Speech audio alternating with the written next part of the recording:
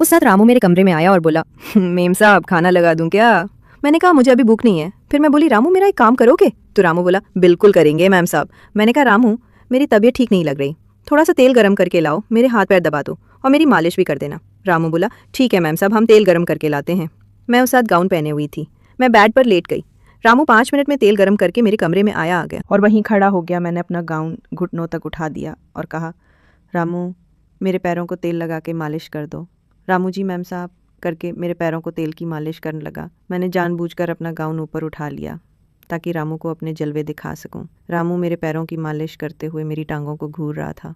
रामू की उंगली की पकड़ पहले से भी ज़्यादा तेज़ हो गई थी। फिर मैं पलट गई और बोली, रामू मेरी पीठ की भी मालिश कर दो, बहुत दर्द हो रहा है। मैं थोड़ा सा हिचकिचाने लगा। उसने कहा, मैम साहब मैं ये नहीं कर सकता। मैंने कहा, रामू देखो, तुम्हें शर्माने की कोई ज़रूरत नहीं है। मैंने तुम्हें अपने काम पर रखा हुआ है और इस मालिश के पैसे मैं तुम्हें अलग से दूंगी ताकि तुम्हारा भी घर अच्छे से चल सके। मैंने उसे पैसों का लालच दिया। रामू ने मेरे गाउन पीठ से उठाकर पीठ की मालिश चालू कर दी। मैंने दीवार पर लगे शीशे में देख लिया कि अब वो मेरे बदन को घूर रहा था। मैंने कहा, रामू मेरी पीठ पे अच्छे से मसाज करो। वो कांपते हाथों से मेरी पीठ की मसाज कर रहा था। उसके हाथ बहुत ज़्यादा कांप रहे थे। थोड़ी देर बाद मैं पलट के सीधी हो गई और बोली, रामू अब मेरे पेट की भी मालिश करो। रामू बोला, मैम साहब ये क्या कह रही हो? रामू बुरी तरह से काँप रहा था और हिचकिचाने लगा कि रामू खुद से पहले नहीं करने वाला। वो चाहता था कि पहले मैं करूं। वो थोड़ा शर्मीला था, इसलिए मैंने उसके दोनों हाथ पकड़कर अपने हेलो दोस्तों, स्वागत है आप सभी का हमारी एक और रोमांचक स्टोरी में।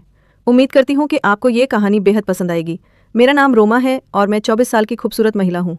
मेरी शादी को 3 साल हो चुके हैं। जीवन में मुझे हर सुख मिला, मगर एक वह सुख नहीं मिल पाया जो एक औरत चाहती है, और वो सुख था मेरे पति का प्यार। मेरे पति एक बड़े बिजनेसमैन हैं और बिजनेस के चलते वो हमेशा घर से बाहर ही रहते हैं। मेरे पास सुख साधन संपत्ति सब है, मगर जिस चीज़ को हमेशा मैं अपने साथ चाहती हूँ वो मेरे पास नहीं है, और वो है मेरा पति, और उनका प्यार मुझे नहीं मिलता। मेरे घर में एक नौकर भी है जिसका नाम रामू है और उसकी उम्र 22 साल है। वो भी यहाँ का रहने वाला है और वो भी शादीशुदा है, लेकिन उसकी पत्नी बिहार में ही रहती है और वो भी अपनी पत्नी का प्यार पाने के लिए तड़पता है। पिछले साल की बात है कि मेरे पति जब घर आए थे, एक दिन रुके और पूरा दिन फ़ोन पर ही लगे रहे और रात में मुझे बोले कि वो 1 महीने के लिए अमेरिका जा रहे हैं बिजनेस के सिलसिले में। उस रात में फूट फूट कर रोई थी। हर बार मेरा पति जब भी घर आता वो सिर्फ 1 दिन के लिए ही रुकते और जो उन्हें करना होता करके फिर चले जाते, और मैं हमेशा की तरह अपने पति के प्यार के लिए तरसती रह जाती। ये भी कोई रिश्ता है? उनके घर से जाने के बाद मैंने खूब शराब पी और मेरी तबीयत खराब हो गई। मेरे नौकर रामू ने मुझे अस्पताल में भर्ती कराया। इलाज के बाद मुझे घर ले आया और बहुत सेवा की। तबीयत ठीक होने के बाद मैंने एक दिन उसे बुलाकर उसका धन्यवाद किया। रामू बोला, मैम साहब हम तो आपके मुलाजिम हैं, आपकी खातिर करना हमारा काम है। हम अपनी गरीबी के चलते बीवी बच्चों से दूर हैं, यहाँ कमाई के लिए पड़े हैं, और आप सब कुछ होते हुए भी अपने पति से दूर हैं। माफ़ करना मैम साहब, ज़्यादा बोल दिया। हमारी जब से शादी हुई है हम अपनी पत्नी के पास सिर्फ 2 महीने ही रह पाए थे। उसके बाद से 1 साल हो गया है और अभी तक हम अपनी घरवाली से नहीं मिलते हैं। बहुत याद आती है उसकी, मगर कमाएंगे नहीं तो घर कैसे चल पाएगा। मैंने उसे पैसे दिए और कहा जाओ अपने घर हो आओ, और बोला नहीं मैम साहब हम ये पैसे घर भेजेंगे ताकि हमारा घर चलता रहे। हम आपकी सेवा में यहीं पर रहेंगे। आपका बहुत बहुत धन्यवाद। वैसे भी मालिक घर पर नहीं है तो हमें ही आपका ख्याल रखना होगा। रामू की बातें मेरे दिल को छू गई कि ये गरीब इंसान अपनी पत्नी को इतना प्यार करता है, और एक मेरे पति हैं कि उन्हें मेरी याद भी नहीं आती। कितना तड़पता होगा वो यहाँ पर अपनी बीवी के बिना, ठीक वैसे ही जैसे मैं अपने पति के बगैर मैं। तभी मुझे एक बुरा ख्याल आया कि हम दोनों एक दूसरे की तड़प को भी तो दूर कर सकते हैं। तब से मेरी नज़र रामू के लिए बदल गई। एक दिन वो घर में सफाई कर रहा था। उस समय उसने सिर्फ नीचे एक हाफ पैंट पहन रखी थी। उसकी मसल्स बुझाए और बदन को देखकर मुझे कुछ कुछ होने लगा था। मैंने ठान लिया कि रामू के साथ उसकी और अपनी दोनों की चाहत मिटा लूँगी मैं। उसे अपने करीब लाने के लिए नए नए तरीके अपनाती, लेकिन उसका ध्यान हमेशा घर के कामों पर ही रहता। मैं जानबूझकर उसके सामने छोटे छोटे कपड़े पहनती ताकि उसका ध्यान भटके और वो मेरी तरफ आकर्षित हो, लेकिन वो तो हमेशा अपने कामों में ही बिजी रहता। मैं जब नहाने के लिए जाती तो बाथरूम का दरवाज़ा जानबूझकर खुला छोड़ देती और अक्सर रामू के सामने मैं छोटी छोटी नाइट कपड़े में ही रहती। लेकिन मेरे सारे हाथ खंडे फेल हो चुके थे। मुझे लगा मुझे कोई और उपाय करना चाहिए जिससे कि रामू जल्दी बहक जाए। मैंने रामू को एक बार अपने पास बुलाया और उससे कहा, क्या आज मेरा शराब पीने का बहुत मन है? उसे कहा, मैम साहब शराब सेहत के लिए अच्छी नहीं होती और पिछली बार भी आपने इतनी शराब पी थी कि आपकी तबीयत खराब हो गई थी। मैंने कहा तो फिर मैं क्या करूं? मुझे अपने पति की बहुत याद आ रही है और मैं पति का प्यार पाने के लिए तड़प रही हूं और मेरा पति मेरी बेचैनी को नहीं समझता। वो खामोशी से सर झुकाए मेरी बातें सुनता रहा। मैंने 2 गिलासों में शराब डाली और 1 गिलास शराब का उठाकर मैंने रामू के हाथ में दे दिया। उससे कहा, मैम साहब मैं शराब नहीं पीता और मेरी इतनी औकात भी नहीं है जो मैं इस तरह से शौक पालूं। मैं पूरी तरह से बेबस थी। आखिर करूं तो क्या करूं? फिर मेरे शैतानी दिमाग में एक प्लान आया। मैं समझ गई थी कि ये प्लान जरूर काम करेगा, क्योंकि मैं जानती थी कि मेरे पति को मुझसे ज्यादा अपने बिजनेस की फिक्र है और मैं इस तरह की जिंदगी नहीं जीना चाहती थी। हर लड़की शादी के बाद यही चाहती है कि उसका पति उसके पास रहे, उससे प्यार करे, उसका ख्याल रखे। और शराब शायद मेरी किस्मत में पति का प्यार नहीं था। उस रात रामू मेरे कमरे में आया और बोला, मेम साहब खाना लगा दे। तो मैंने कहा, मुझे अभी भूख नहीं है। फिर मैं बोली, रामू मेरा एक काम करोगे? तो रामलाल बोला, बिल्कुल करेंगे मेम साहब।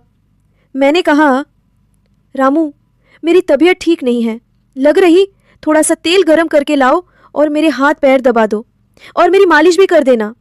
रामू बोला, ठीक है मैम साहब, हम तेल गरम करके लाते हैं। और उस समय मैंने गाउन पहनी हुई थी। मैं बिस्तर पे लेट गई। रामू 5 मिनट में तेल गरम करके कमरे में आ गया और वही खड़ा हो गया। मैंने अपना गाउन घुटनों तक उठा दिया और कहा कि रामू मेरे पैरों पे तेल लगाकर मालिश कर दो। तभी रामू जी मैडम साहब करके मेरे पैरों पे तेल की मालिश करने लगा। मैंने जानबूझकर अपना गाउन ऊपर उठा लिया ताकि रामू को अपने जलवे दिखा सकूं। रामू मेरे पैरों की मालिश करते हुए मेरी टांगों को घूर रहा था। रामू की उंगलियों की पकड़ पहले से भी ज्यादा तेज हो गई थी। फिर मैं पलट गई और बोली, रामू मेरी पीठ की भी मालिश कर दो, बहुत ज्यादा दर्द हो रहा है। वो थोड़ा खींच के जाने लगा। उसने कहा, मैम साहब मैं नहीं कर सकता। मैंने कहा, रामू देखो तुम्हें शर्माने की कोई ज़रूरत नहीं है। मैंने तुम्हें अपने काम पे रखा हुआ है और इस मालिश के पैसे मैं तुम्हें अलग से दूंगी ताकि तुम्हारा घर भी अच्छे से चल सके। मैंने उसे पैसों का लालच दिया। रामू ने मेरा गाउन पीठ से उठाकर पीठ की मालिश करना चालू कर दिया। मैंने दीवार पर लगे शीशे में देख लिया कि अब वो मेरे बदन को घूर रहा था। मैंने कहा, रामू मेरी पीठ पे अच्छे से मसाज करो। वो कांपते हुए हाथों से मेरी पीठ की मसाज कर रहा था। उसके हाथ बहुत ज्यादा कांप रहे थे। थोड़ी देर बाद मैं पलट के सीधी हो गई और बोली, रामलाल अब मेरे पेट की मालिश कर दो। रामू बोला, मैम साहब ये क्या कह रही हैं? रामू बुरी तरह से कांप रहा था और हिचकिचा रहा था। मैंने उसके दोनों हाथ पकड़कर अपने पेट पे रख दिए और बोली, रामू डरो मत, मालिश करके देखो कैसा लगे। बोलो अच्छा लग रहा है ना? रामू कांपते हुए कहने लगा, मैम साहब अगर मालिक को पता चल गया तो मेरी नौकरी चली जाएगी। मैं बहुत गरीब इंसान हूँ। मैं अपनी पत्नी को घर के खर्चे के लिए पैसे कहाँ से भेजूंगा अगर मालिक ने मुझे नौकरी से निकाल दिया तो? मैं बोली, रामू उसकी फिक्र तुम मत करो, जैसे मैं कहती हूँ वैसा करो।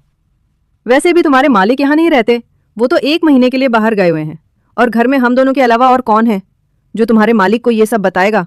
फिर मैंने कहा, देखो रामू अगर तुम मेरी मर्जी के मुताबिक चलते रहोगे तो तुम सोच भी नहीं सकते कि मैं तुम्हें बहुत ज्यादा माला माल कर दूंगी।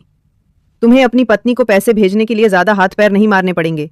तुम बस मेरी इच्छा को पूरी करो और अपनी पत्नी और परिवार की टेंशन लेना बंद कर दो। मैं हूं ना तुम्हारे साथ, मैं सब ठीक कर दूंगी और तुम्हारे परिवार का सारा खर्चा मैं खुद उठाऊंगी। वो हिचक रहा था मगर मैं समझ चुकी थी कि रामू खुद पर काबू नहीं कर पा रहा है और वो जानबूझकर खुद को रोक रहा है। मैं जानती थी कि वो भी अपनी पत्नी का प्यार पाने के लिए बेचैन है। मैंने रामू से कहा, रामू मैं अपने पति का प्यार पाने के लिए बहुत बेचैन हूं और तुम भी अपनी पत्नी का प्यार पाना चाहते हो, तो क्यों ना हम दोनों एक दूसरे को वो प्यार दें जिसके लिए हम दोनों तड़प रहे हैं। मना मत करना रामू, वरना मैं जी नहीं पाऊंगी। यूं समझ लो आज की रात मैं ही तुम्हारे घर वाली हूं और तुम्हारा मुझ पर पूरा अधिकार है। इतना कहकर मैंने उसे अपनी बाह में जकड़ लिया, लेकिन रामू ने मुझे एक ही झटके में खुद से दूर कर दिया और मेरे पैरों में चादर उठाकर मेरे पूरे बदन को ढक दिया। और वो सर झुकाकर अपने हाथों को जोड़कर खड़ा हो गया और कहने लगा कि मैम साहब, ये हमसे नहीं होगा। हम अपनी पत्नी से बहुत ज़्यादा प्यार करते हैं और हम अपनी पत्नी के साथ बेवफाई नहीं कर सकते और ना ही अपने मालिक के साथ गद्दारी कर सकते हैं, वरना हम गद्दार कहलाएंगे मैम साहब। हम गरीब ज़रूर हैं, लेकिन अपनी मेहनत का खाते हैं। हम जानते हैं कि मालिक आपको छोड़कर कई कई महीनों तक बाहर विदेश में रहते हैं, लेकिन इसका मतलब ये नहीं है कि आप मालिक के साथ बेवफाई करो। आप मालिक से प्यार से बात तो करके देखो, शायद वो आपकी बात मान जाए। जब हम अपनी पत्नी के बगैर उसकी यादों के सहारे जी सकते हैं, तो फिर आप क्यों नहीं? आखिर प्यार तो विश्वास भी तो कोई चीज़ होती है। और फिर मालिक बाहर रहकर हम ही मेहनत करते हैं, वो भी तो आपकी ही खुशी के लिए तो करते हैं। अगर मैं ज़्यादा बोल दिया हूं तो माफ़ करना मैम साहब। रामू की बातें सुनकर मेरा शर्म में शर्म से झुक गया था। मैं उसे नज़रें भी नहीं मिला पा रही थी। उसकी एक एक बात मेरे कानों में जलते हुए तेजाब की तरह लग रही थी। ठीक ही तो कह रहा था वो। रामू हाथ जोड़कर कहने लगा, मैम साहब, अब मैं आपके घर में काम नहीं कर सकता। मैं कल ही यहाँ से चला जाऊँगा और कोई दूसरी नौकरी तलाश करूँगा। मैंने रामू से कहा, ऐसा मत करो, मैं अपनी गलती के लिए बहुत ही शर्मिंदा हूँ। तुम क्यों नौकरी छोड़ रहे हो? तो रामू ने कहा, नहीं मैम साहब, अब हमारा यहाँ से चले जाना ही अच्छा होगा, क्योंकि जब जब हम आपको देखेंगे तो शायद हम अपने से नज़रें नहीं मिला पाएंगे और ना ही आप हमसे नज़रें मिला पाएंगी। ओ मैम साहब, आप भी जवान हैं और हम भी जवान हैं, कहीं हम बहक न जाएं, हमें बहुत डर लगता है, इसलिए हमारा यहाँ से चले जाना ही ठीक है। मैंने हाथ जोड़कर रामू से माफ़ी मांगी और कहा, मैंने जो भी गलती की उसके लिए मुझे माफ़ कर दो रामू। मैं थोड़ी देर के लिए बहक गई थी, पता नहीं कैसे मेरे दिल और दिमाग में शैतान ने कब्जा कर लिया था। रामू ने कहा, मैम साहब, आप हमसे माफ़ी ना मांगें, इस उम्र में इंसान से कभी कभी गलतियाँ हो जाती हैं और आप मालिक से बातें करें, सब कुछ ठीक हो जाएगा। इतना कहकर अगले ही दिन रामू अपना सारा सामान उठाकर हमारे घर से हमेशा हमेशा के लिए चला गया। जाते जाते रामू ने मुझे माफ़ तो कर दिया था, लेकिन मेरी गलतियों की वजह से बेचारे गरीब रामू को इस नौकरी को छोड़ना पड़ा। मैंने अपनी गलतियों की वजह से एक अच्छे और भोले भाले शरीफ नौकर को खो दिया था। तो दोस्तों, ये थी आज की कहानी। आपकी क्या राय है इस कहानी पर हमें कमेंट में ज़रूर बताएं। वीडियो अच्छी लगी हो तो लाइक करें, शेयर करें और चैनल सब्सक्राइब करें। धन्यवाद। जल्द ही मिलते हैं आपसे एक नई स्टोरी के साथ।